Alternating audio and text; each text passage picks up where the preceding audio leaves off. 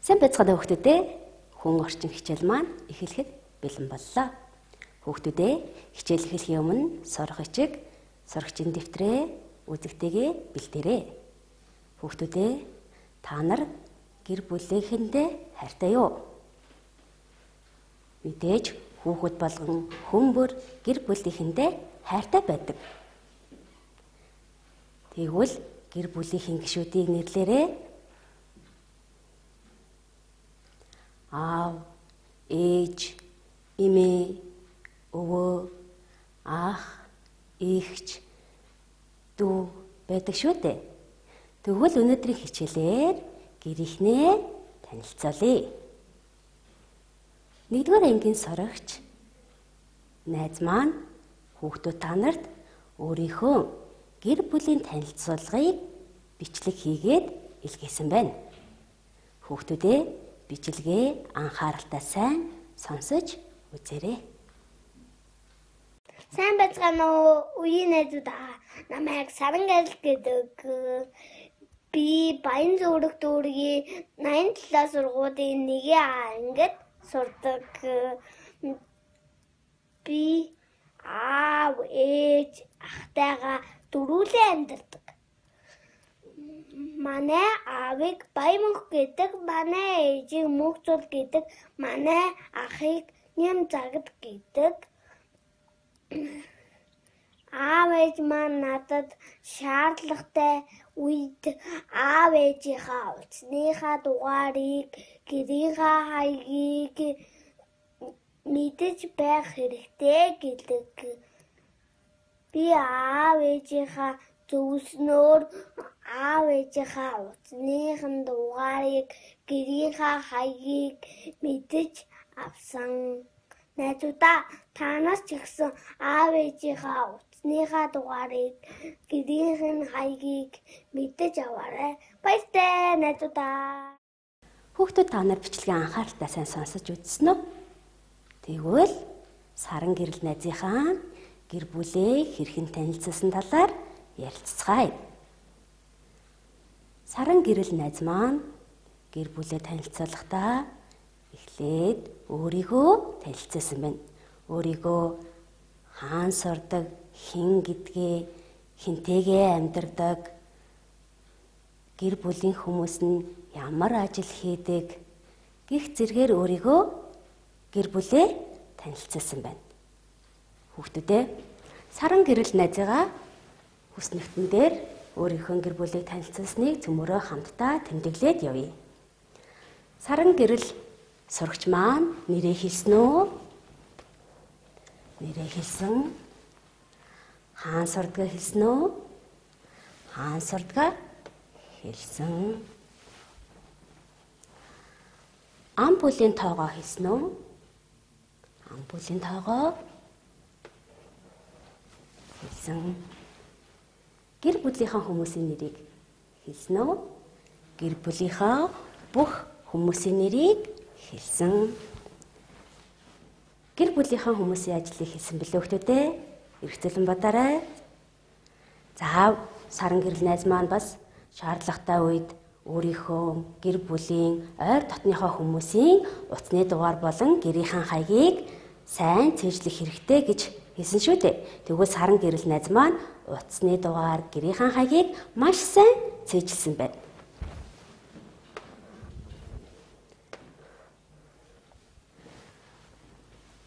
Мөн 1-р ангийн сурагч Бат Ирээдүү өөрийнх нь гэр бүлийг танилцуулснаа бичлэгээр илгээсэн байна. Бат Ирээдүү найзынхаа гэр бүлээ хэрхэн танилцуулсныг хамтдаа үздэхье. Сайн байцгаана уу хүүхдүүдээ. Манай гэр бүлийн зураг намайг Бат Ирээдүүг би 87 дугаар сургуулийн 1А сурдаг. Манай Батбүс үргээ 87 дугаар сургуулийн 6 дугаар ангид сурдаг. Манай Цэрэн бүрийн үрдэ Төх нэмийн багш одоохондоо мэргэжлэр ажилладаг. Манай жичэд манай мэргэжлэр гэдэг бас хамтлан дээр застдаг. Манай 87 дугаар сургуулийн 9 дугаар ангид сурдаг. Шаардлагатай тохиолдолд аав ээжийнхээ утасны дугаарыг хэлээрэй. Бат Ирээдүү найз маань өөрийнхөө нэрийг хэлсэн. Тийм үү хүүхдүүд ээ? хаана сурдаг?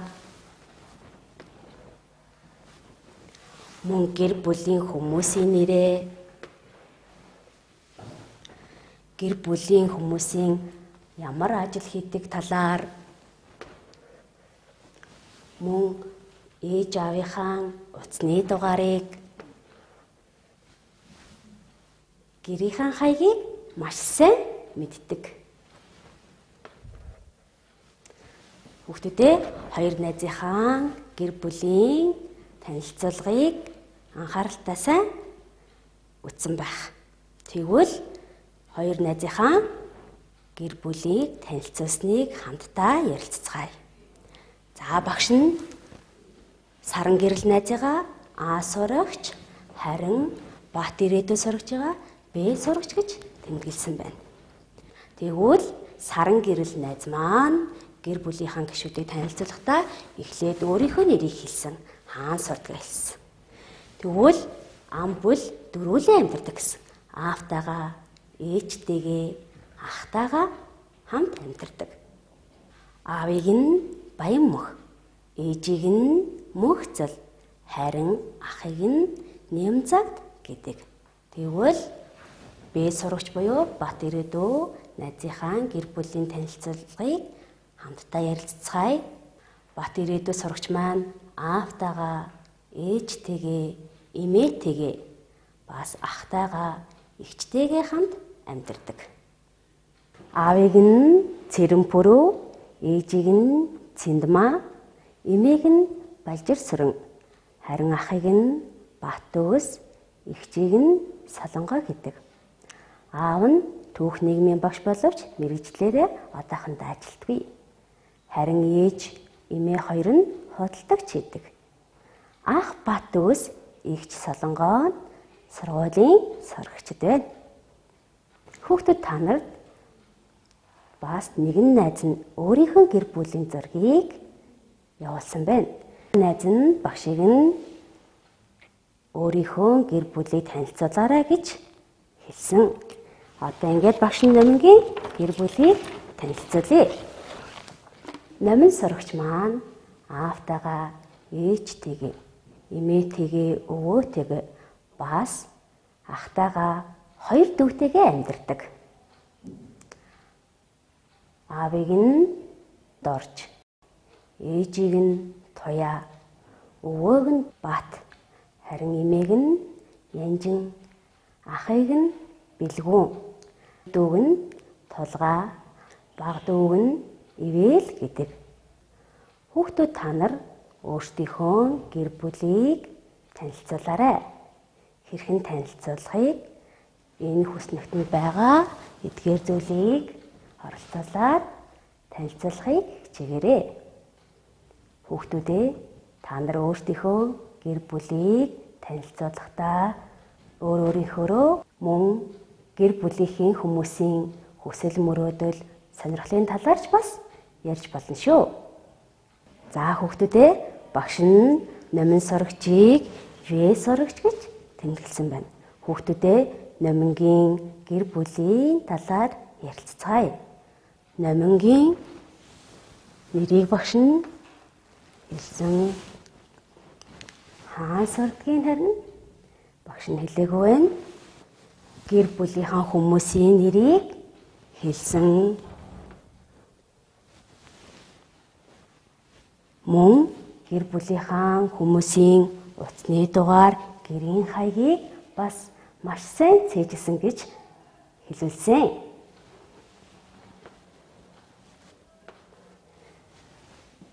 Хүүхдүүдээ та нар өөрийнхөө гэр бүлийн хүмүүсийн талаар танилцуулаарай.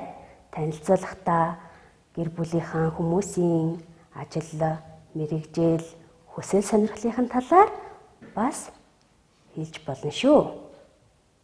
Ингээд дараах асуултанд хүүхдүүдээ анхааралтай сайн бодоод бүтэн өгүүлбэрээр хариулж бичээрэй. Харин багш нь Самбар Номингийн гэр бүлийг бичээ. Хүүхдүүд та нар өөрийн гэр бүлээ бодоод бичээрэй. Ингээд асуултаа хамтдаа уншицгаая. Танай аавыг хэн гэдэг вэ? Танай ээжийг хэн гэдэг вэ? Эмээ өвөөгийнхөө нэрийг бичээрэй. Танай ах эгчийн нэр хэн бэ? Дүүгийнхээ нэрийг хэлээрэй. Асуултаандаа бүтэн өгүүлбэрээр хариулж бичээрэй. За, танай аавыг хэн гэдэг вэ гэдэг асуултанд багш нь номингийн хэлсэн гэр бүлийн танилцуулгаас бичиж. Номингийн аавыг Дорж гэдэг. Тэгвэл бүтэн өгүүлбэр хариулахдаа манай аавыг Дорж гэдэг гэж бичгэнэ.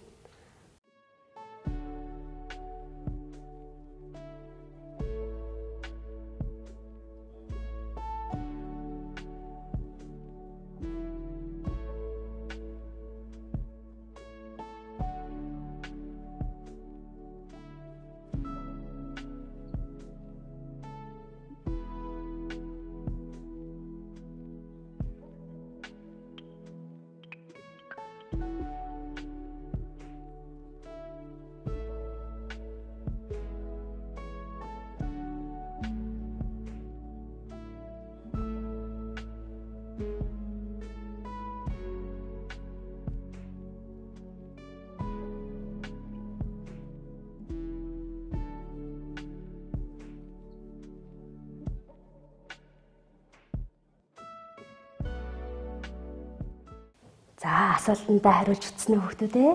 Тэгвэл танай аавыг хэн гэдэг вэ гэдэг асуултанд бүтэн өгүүлбэрээр хариулж бичээ.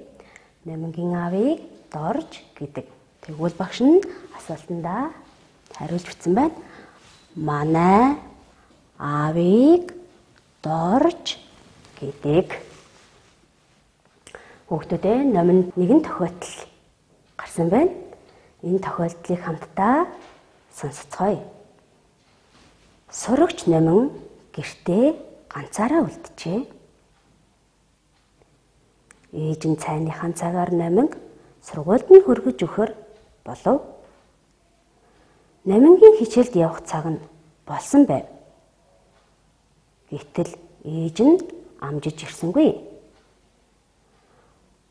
Уцаа аваад ээж рүүгээ залглаа.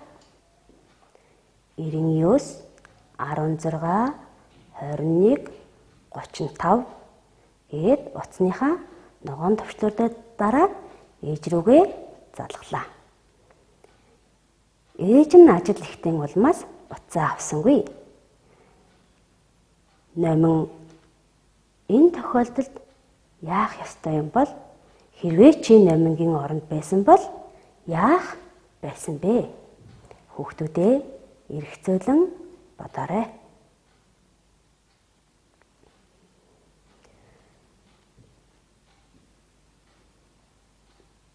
Номин ээжигээ уцаа авахгүй болохоор нь аав руугаа залгаж 88, 50, 39, 73 гээд утасныхаа ногоон төвчдөөр залгаж аавтайгаа ярьж ааваараа сургуультай хүргүүлжээ. Хүүхдүүд та нар номингийн оронд байсан бол яах байсан бэ? Тэгвэл ойр дотныхоо гэр бүлийнхээ хүмүүсийн утасны дугаарыг мэдэх нь чухал юм байна шүү. Аав ээжийнхээ овог нэр гэрийн хаягаа мэддэг байх нь тэднийг ямар нэгэн аюулд орсон тохиолдолд хэрэг болох юм. Аав ээжийнхээ утасны дугаарыг цээжлэхдээ дүү нартай бас цээжлүүлээрэй. Мөн гэрийнхээ ойролцоо байдаг хүмүүсийн сайн мэддэг дэлгүүр, хөшөө, байшингуудыг ч гэсэн цээжлээрэй. Мөн өөрсдийнхөө амьдарч байгаа гэрийнхээ хаягийг болон ойр орчимд байгаа байгууллага, дэлгүүр, онцлог ялгарах зүйлсүүдийг сайн тогтоож аваарай. Ингээд өнөөдрийнхэн хичээл бичлэгээ ирүүлсэн 1-р ангийн 3 сурагчдаа маш их баярлалаа. Хүүхдүүд та нар өөрсдийнхөө гэр бүлийг танилцуулсан. Тэгвэл өөрийнхөө гэр бүлийг танилцуулснаа дэвтэртээ хичээнгүй сайхан бичээрэй. Ингээд хичээлдээ идэвхтэй оролцсон хүүхдүүдтэй баярлалаа.